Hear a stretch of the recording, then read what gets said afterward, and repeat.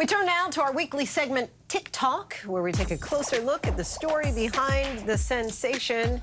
From beauty tutorials to advocating for Latinas in the White House, our next guest is hoping to enact change one video at a time. Cuban advocate Amanda Diaz uses her platform to inform her audience about the issues happening in Cuba, the importance of mental health, and also bringing awareness to voting rights, all while teaching us how to blend our foundation.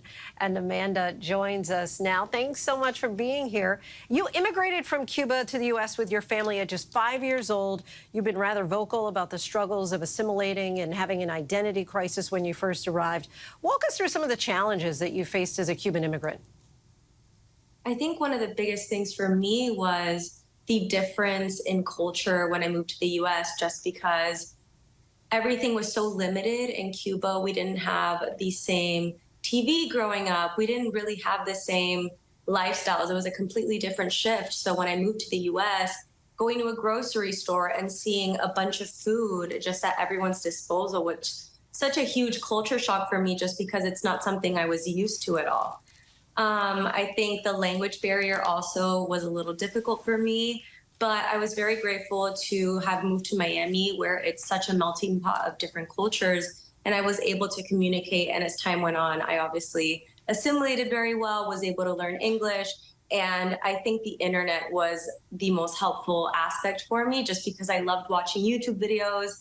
I loved just being on the internet and learning in any way that I could. And beauty videos was a big part of that for me, and vlogs, and seeing people's lifestyles here was such a drastic shift. You say that those makeup tutorials, they were so instrumental in you learning English. What was it about those videos that first drew you in? I think it was such a beautiful way to express yourself. I think beauty is what you make it, obviously, and everyone is born being beautiful.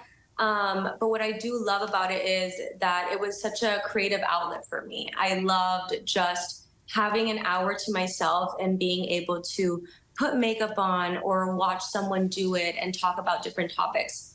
I love the chit chat, get ready with me style videos, because you're able to talk about what's going on in your life or things that are important to you as you're putting your makeup on, which I think I was really drawn to. Earlier this year, you were invited to the White House with the Poderista organization to uplift and represent Latinas. What was that experience like? It was definitely one of the most important days of my life. I'll never forget it. It was a very emotional day, I think, for everyone involved, just to also see the amount of people at the White House that look like me. And all the Latinas working in the White House had never, ever been in the same room together before. So to have been able to share that space and to hear the important work that they're doing in such an incredible place like the White House was super emotional for me. And to see the representation being shown in a place like the White House was definitely really special. How did your parents first react when you told them, hey, guys, by the way, I'm going to the White House? It was one of those moments where they're like, it was so full circle for us, I guess, because we left as political refugees. And for those that don't know, the U.S. basically rescued us out of Cuba through political asylum. So to have been rescued out of Cuba and given the opportunity to start a life here, and then to be at the White House, 15 years later was crazy, As an advocate for Cuban rights, what kind of change would you like to see?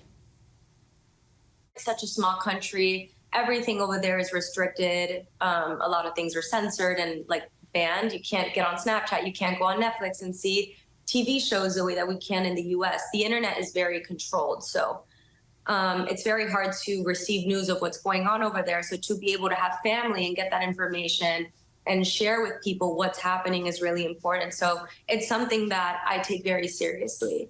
And I'm very grateful for the platform that I have, and to be able to share what's going on in Cuba and give resources on what we can do, what we can share, and speak out on it. I think if your dreams don't scare you, they're not big enough. I'm very passionate about music. I'm very passionate about acting. Those are two ventures right now that I am preparing for and working towards. So I'm very excited about that. If your dreams don't scare you, they're not big enough. Love that, Amanda. And thank you so much for joining us. You can follow Amanda on TikTok at Amanda Diaz.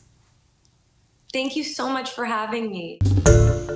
Hi, everyone. George Stephanopoulos here. Thanks for checking out the ABC News YouTube channel. If you'd like to get more videos, show highlights, and watch live event coverage, click on the right over here to subscribe to our channel. And don't forget to download the ABC News app for breaking news alerts. Thanks for watching.